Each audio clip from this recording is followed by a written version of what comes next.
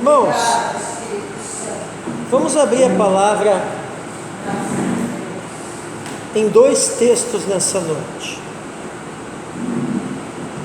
O primeiro texto é um texto que eu gosto muito, está no Evangelho de Mateus,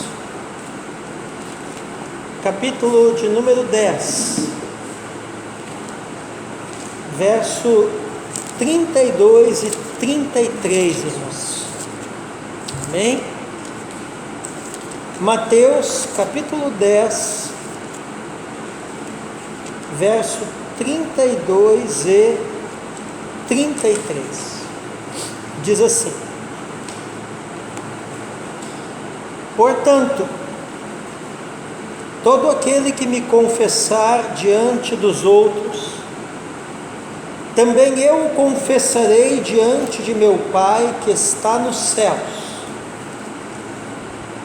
Mas aquele que me negar diante das pessoas, também eu o negarei diante de meu Pai que está nos céus. Amém? Amém. E o segundo texto, na carta de Paulo aos Coríntios, segunda carta de Paulo aos Coríntios, 2 Coríntios, capítulo 4, verso 13. Segundo aos Coríntios, capítulo 4, verso 13, diz assim a palavra, segundo aos Coríntios 4, 13: Tendo, porém, o mesmo espírito de fé, como está escrito, eu criei, por isso falei. Também nós cremos e, por isso, também falamos. Repita comigo: nós cremos e por isso também também falamos. falamos. Amém? Amém, Jesus.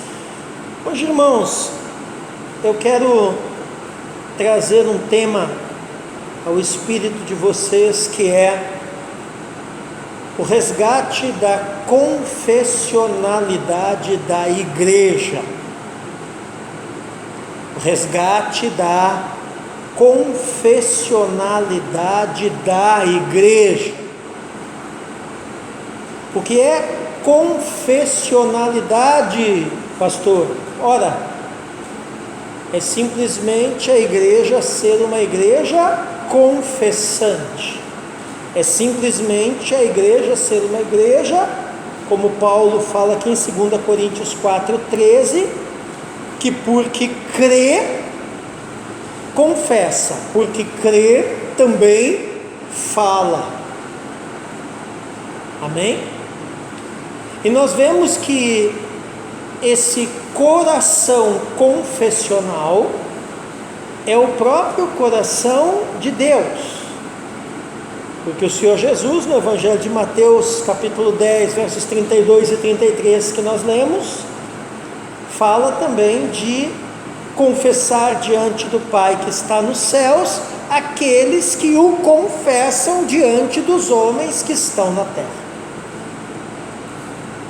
Amém? Então, se os céus são céus de confissão, o reino de Deus na terra também é um reino de confissão. Amém? Diga após mim: o resgate da confessionalidade. Não, falhou.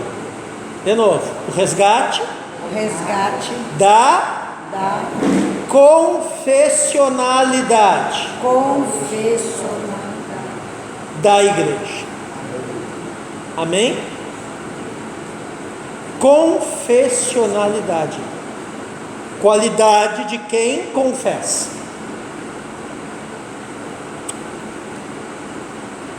Esse tema por si só daria muitas ministrações,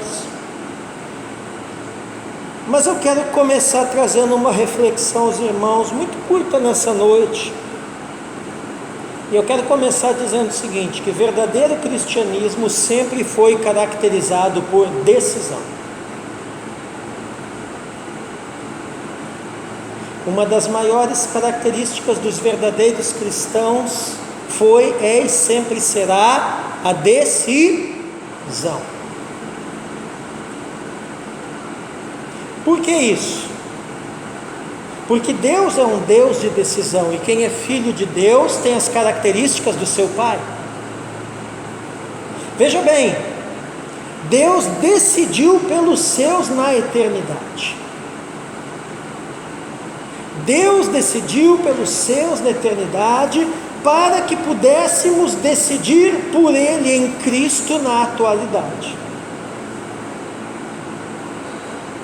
Deus decidiu por você e por mim na eternidade para que hoje, na atualidade, pudéssemos decidir por Ele em Cristo.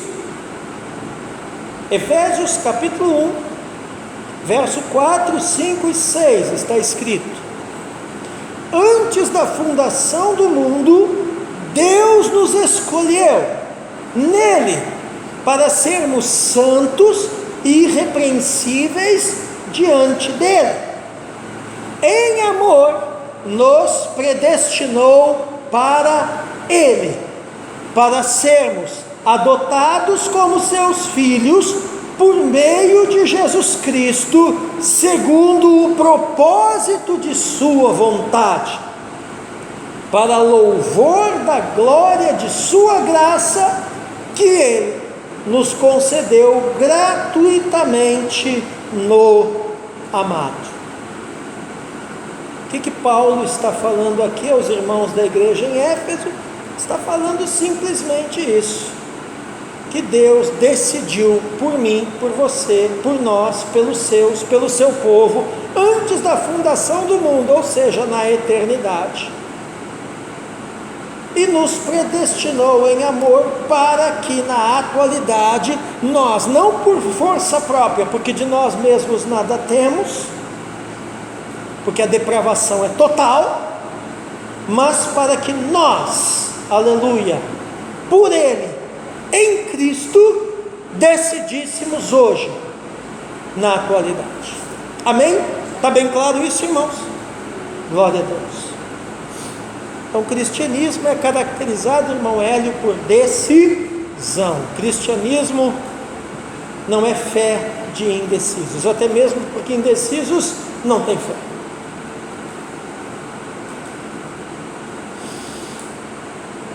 E sem decisão não há adesão. Sem decisão não há adesão. Diga comigo, sem decisão. Sem decisão. Não há adesão. Não há adesão.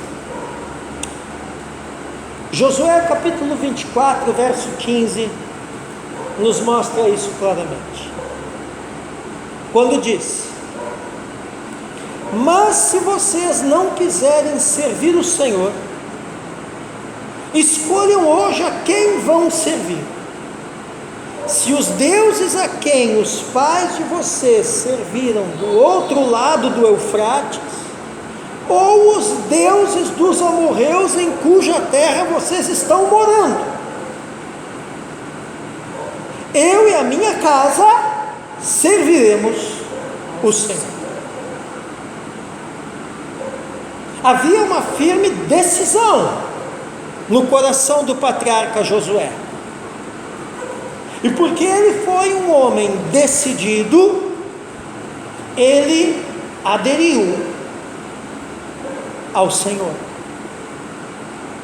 à fé no Senhor, ao propósito do Senhor, aos planos do Senhor, aos projetos do Senhor. Então, o primeiro passo para uma vida cristã genuína, real, bem-sucedida, é a decisão. A decisão vai te levar a um outro nível, a um outro passo, a um outro ponto, que é a adesão. O que é adesão? O que é aderir? é colar, é aceitar, é ser um, é estar junto, é estar no projeto, é estar no plano, é estar no propósito. O livro de Atos, irmã Sueli, nos mostra claramente esse conceito de adesão, quando a Bíblia diz, era um o coração e a alma da multidão dos que criam no Senhor. Por estarem decididos, eles aderiram ao Senhor. Aleluia. Ruth, capítulo 1, verso 16, também nos dá um exemplo de adesão. Ruth, capítulo 1, verso 16, livro de Ruth, diz assim: porém, Ruth respondeu: não insista para que eu a deixe, nem me obrigue a não segui-la. Por onde quer que você for, irei eu. E onde quer que você pousar, ali pousarei eu. O seu povo é o meu povo, e o seu Deus é o meu Deus.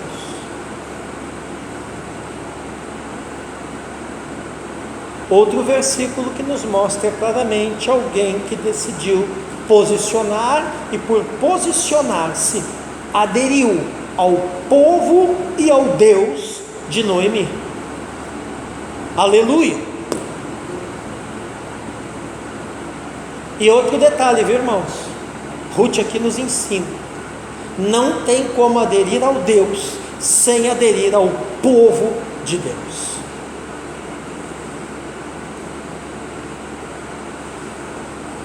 Ruth não chegou para Noemi e disse assim: olha, o teu Deus é o meu Deus, mas eu vou continuar aqui entre os moabitas. Não.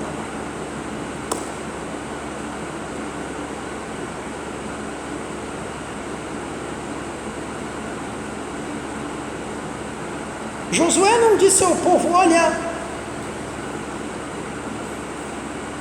sejam o povo de Deus aí entre os cananeus.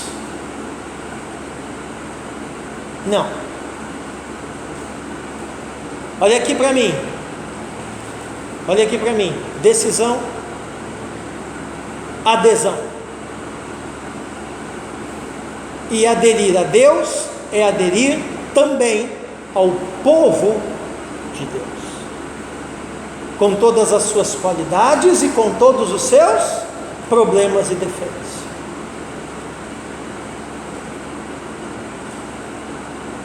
Por que eu estou batendo forte nessa tecla? Porque aqui você vê a falácia de um mal que assola a nossa era pós-moderna, que é o tal do desigrejado. Eu quero aderir ao Deus do povo, mas eu não quero aderir ao povo de Deus. Impossível, porque Deus é um com o seu povo. O Espírito Santo não escolheu habitar numa pedra, num papagaio, num cachorro, numa parede, numa bicicleta. Ele escolheu habitar em mim, em você, em nós, no povo de Deus. Aleluia. E quando eu tenho um comportamento onde eu digo assim: eu quero Deus do povo, mas eu não quero o povo de Deus, também é um comportamento de arrogância. Porque no fundo, com esse tipo de comportamento, eu estou dizendo assim: eu sou melhor que o próprio Deus. Por quê, pastor? Porque se Deus escolheu vir habitar no meio do seu povo, não serei eu, não será vocês, não seremos nós que vamos querer nos isentar de habitar no meio do seu povo. Aleluia. Glória a Deus.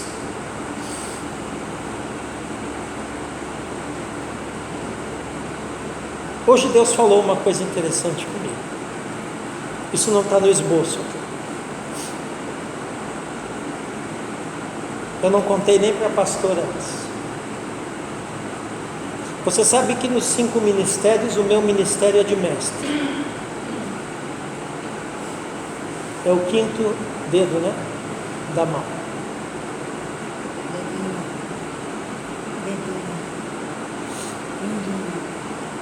É o minguinho. Mas vocês sabem que, assim como nos temperamentos,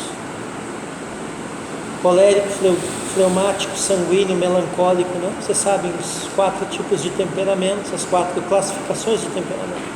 Assim como ninguém tem apenas um único temperamento, mas na maioria das vezes tem uma mistura de 2. Nos 5 ministérios também, ninguém tem um único ofício, mas na maioria das vezes tem um predominante e tem um secundário. Todo mundo aqui já me conhece há muitos anos e sabe que o meu predominante é o mestre, é o ensino, mas o meu secundário é o profético. Por que eu estou dizendo isso? Porque hoje Deus me falou uma coisa muito engraçada a meu respeito. Eu não sei se às vezes Deus fala com você a teu respeito, comigo Ele fala. E eu tive uma visão quando eu estava vindo para cá hoje de tarde, aonde eu vi uma bomba. Uma bomba. Parecido com aquelas bombas de filme, sabe? Com um relógio, com a dinamite, com os fios, detonador. E eu pensei assim, meu Deus do céu, mais bomba, não aguento mais bomba. Que bomba é essa? E Deus disse, fica tranquilo, essa bomba é você. Que legal. Show. Fiquei pensando, digo, mas espera aí. Será que eu estou tão mal assim que eu sou uma bomba? Deus disse assim, não. Eu estou mostrando você como uma bomba. Porque a mistura dos 2 ofícios, em todos os 5 ofícios ministeriais, o Senhor me disse assim, irmão Hélio,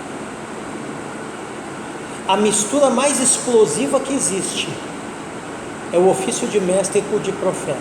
Por isso você é uma bomba.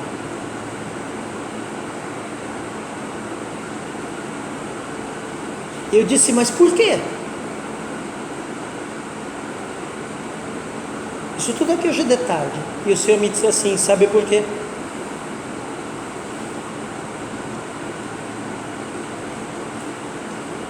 Porque você confrontará como profeta, fundamentado como mestre. E aí, não tem como escapar.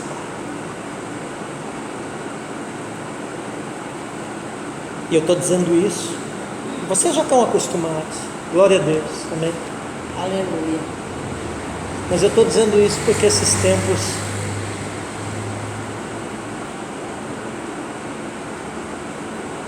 eu confrontei muito fortemente algumas lideranças e eles ficaram muito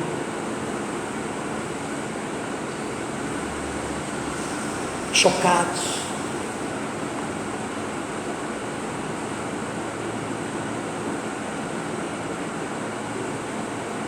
E não tiveram resposta, não é? Porque se fossem responder, teriam que negar a fé. Porque eu os confrontei de tal forma com a Escritura que eles não tinham como responder.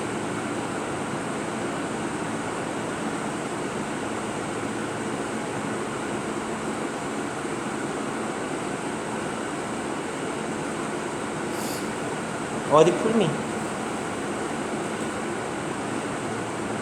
Mas não me arrependo.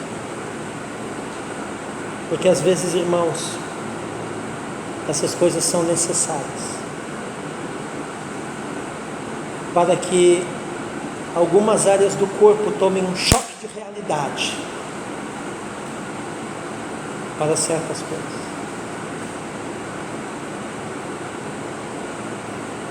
Isso me causa muito temor, Porque uma bomba não tem só uma função destruidora. Às vezes uma bomba é necessária para derrubar uma parede que não deveria estar ali.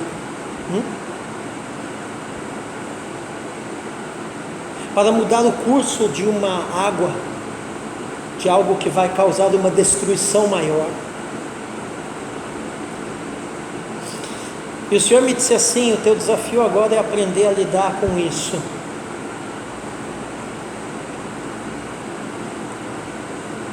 Você já ouviu a expressão, irmão Hélio, que trabalha na indústria, enfim, com coisas perigosas, deve conhecer essa expressão, explosão controlada. Né? Quando uma explosão é necessária, mas ela tem que ser contida.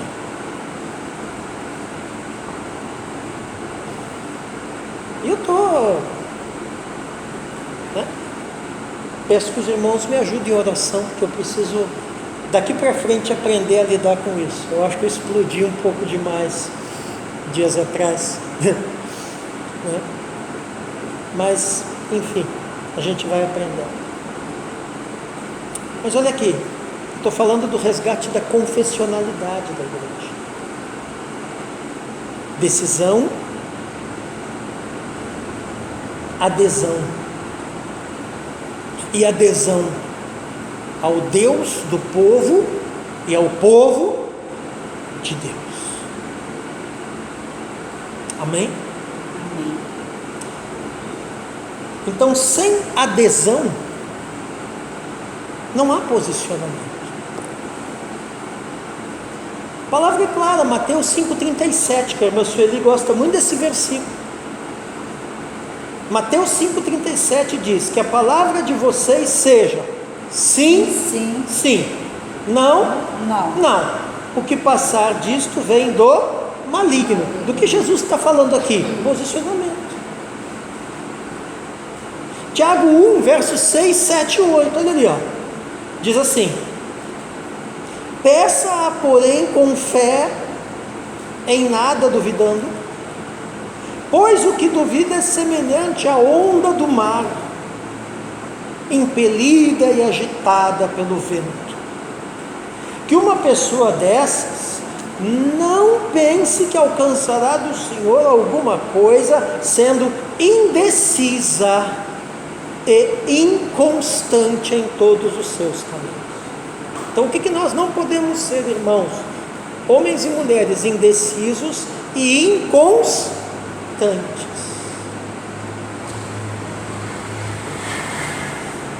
Então vamos lá, repita após mim: decisão, Decisão. adesão, Adesão. posição. Posição. Entendeu, Sheila? Decisão, adesão, posição. E essas três coisas, Cristina, são aspectos inegociáveis. Por que inegociáveis, irmã Roselane? Simplesmente porque caracterizam o cristianismo verdadeiro.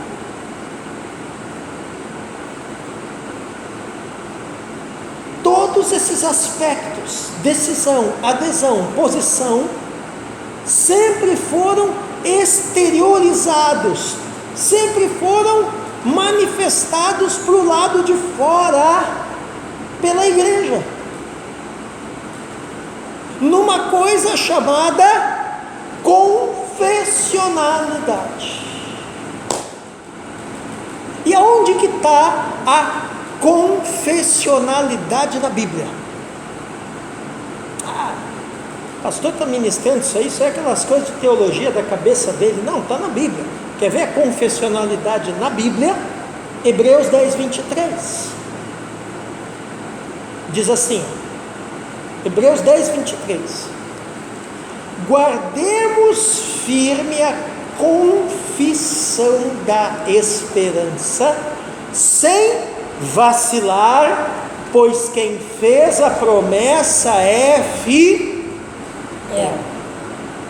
A confissão ou a confessionalidade. O povo de Deus é um povo confessional.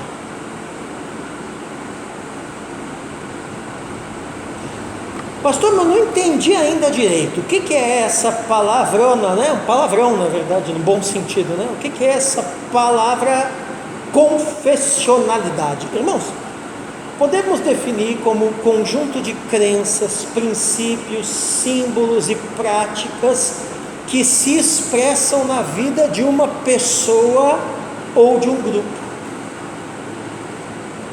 Então, todas as crenças, princípios, símbolos, práticas, na vida de alguém ou na vida de um grupo, no caso a igreja, constituem a nossa confessionalidade. Amém? O que é confessionalidade, pastora? É a atitude de assumir, e quando eu assumo, eu confesso como valioso um conjunto de valores, de princípios, de conduta, de respostas para os questionamentos da vida. Amém? Do que fala, Roselane, a confessionalidade? Do estilo de vida da igreja. O estilo de vida da igreja tem que estar fundamentado nos valores que a igreja escolhe para direcionar a sua vida, para direcionar a sua prática, seja a nível pessoal, a nível familiar, a nível profissional, a nível social, a nível espiritual. Todos os valores dos quais nós nos fundamentamos, no caso os valores das Sagradas Escrituras, no caso os valores da doutrina da fé cristã, da tradição cristã, formam a nossa confessionalidade. Alguém que diz que é cristão, mas não vive os valores da fé cristã, alguma coisa está errada, não está confessando. Porque confissão não é só com a boca, confissão é sobretudo com as atitudes. Aquilo que vocês ouvem há tantos e tantos anos eu falar, testemunho. Amém?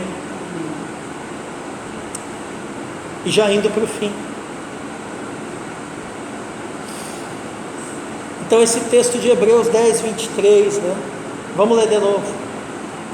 Guardemos firme a confissão da esperança sem vacilar. Olha aí, irmão, o cristão verdadeiro, né, pode ter, irmão Hélio, muitas vezes desgaste,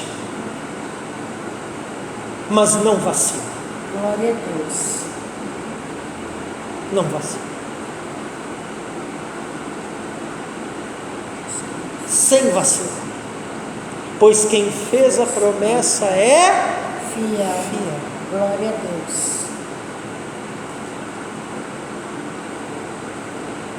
Então esse texto aponta para a confessionalidade nas Escrituras. Pela confessionalidade de doutrinas essenciais, a genuína igreja cristã preservou a sua identidade no decorrer de toda a história. E hoje não será diferente. Precisamos ser uma igreja confessante, irmãos. Se você olhar a história, você vai ver que boa parte da igreja protestante brasileira nasceu influenciada pelo movimento fundamentalista norte-americano, lá do fim do século XIX. O problema dessa influência, Cristina, é que não deu a devida atenção e valor às confissões de fé da igreja antiga, aos credos do passado. Por isso que nós tivemos aqui durante vários domingos, né, a introdução ao Didaquê, que é uma confissão de... Ainda vamos ter outras ministrações em outras oportunidades, né? Aprendendo várias outras confissões de fé da igreja antiga. Mas está faltando confessionalidade na igreja hoje, irmãos. Meus alunos acham tão engraçado quando eu falo isso. Qual é o problema da falta da confessionalidade, da falta da confissão, com palavras, com atitudes, da falta da decisão, da adesão, da posição? Qual é o problema? É esse cristianismo fraco, diluído que nós vemos por aí. É a igreja tendo a sua identidade e a sua autoridade enfraquecidas. Veja, o discipulado básico da igreja sempre se fundamentou em 3 pilares muito sólidos. Quais são esses pilares? Se você olhar a história da igreja, você vai ver os 10 mandamentos, o Pai Nosso e o credo dos apóstolos.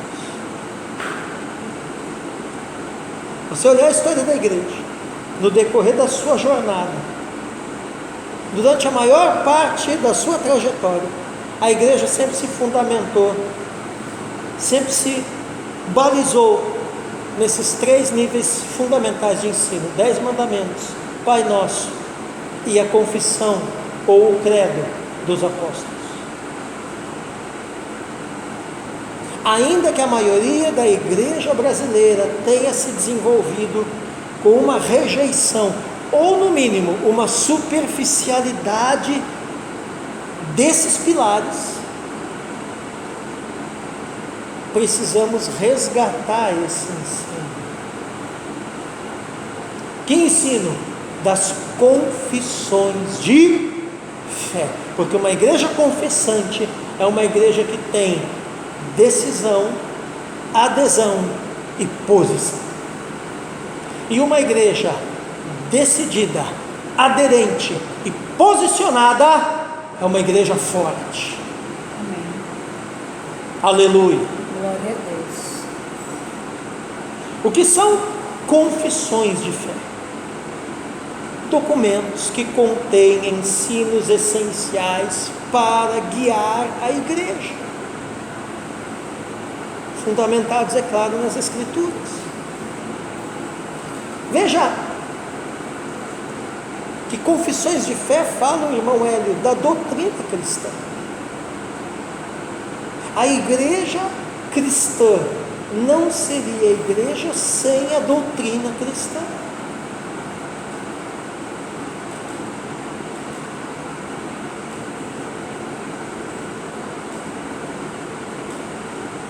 Uma casa seria casa sem paredes, sem telhados? Não. Alguém chega para você e diz assim, te mostrando um terreno vazio: olha a minha casa. Que casa? Minha casa aqui. Você vai dizer que no mínimo ele tem um probleminha. Porque casa só é casa quando existe casa. Mas é exatamente isso que muitos estão fazendo hoje em dia. Igreja só é igreja quando existe confissão, quando existe credo, quando existe posição, adesão, decisão, adesão e posição. Senão não passa de um vazio.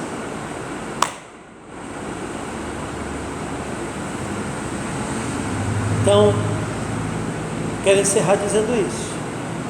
E que Deus está dizendo para nós nesse tempo, irmãos, que nós temos que resgatar e valorizar o ensino cristão estabelecido e resumido nos credos, nas confissões de fé da igreja. Que nós precisamos resgatar a confessionalidade da igreja. Amém? Amém.